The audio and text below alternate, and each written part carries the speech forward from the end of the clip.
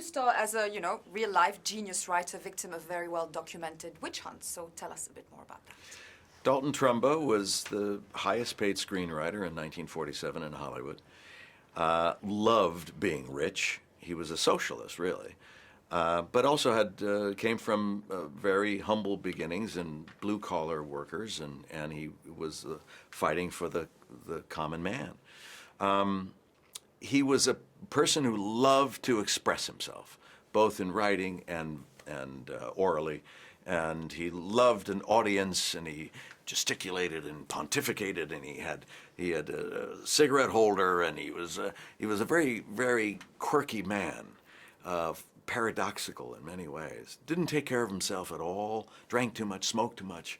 He was a very odd man, but he very much of a crusader and a fighter of opinions and those who hold opinions.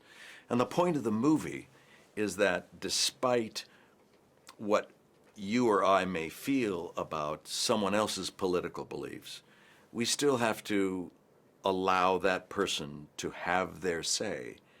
And it doesn't threaten our position just because they're saying their position.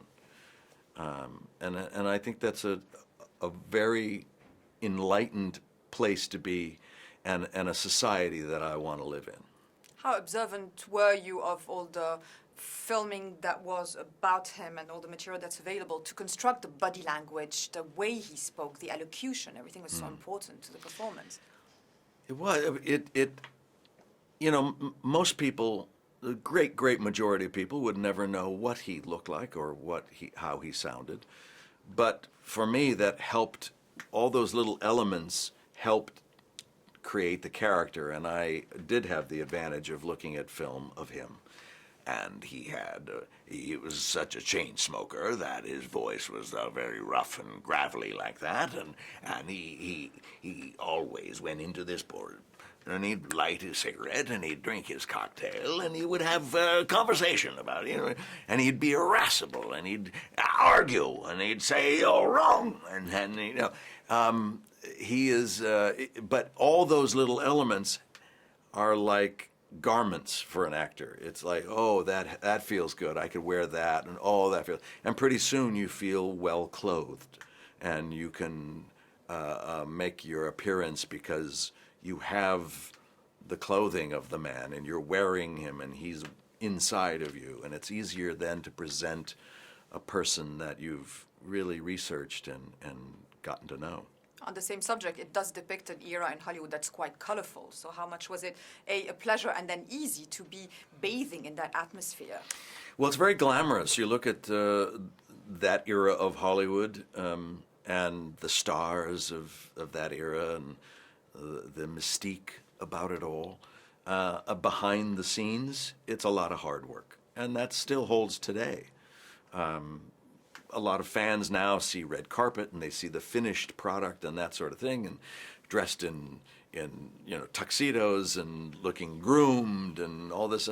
But that's the flash of it. But the actual nuts and bolts of making it is very difficult, and there's a lot of disagreements and difficulty in putting all those elements together. Still, exorbitantly fun. It's just so much fun. I'm blessed to be able to be a storyteller and to be a part of this business. I'm so tickled that I make a living telling stories. And finally, how was it working with the other actors to depict this whole portrayal? It becomes like a painting.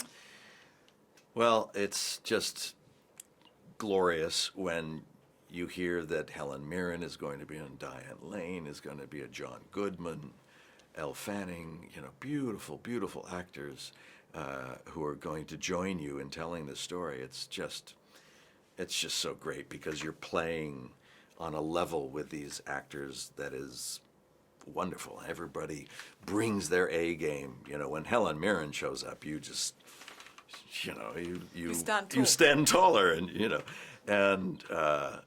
it's just a beautiful thing, and lovely, lovely people, and it's a lovely movie.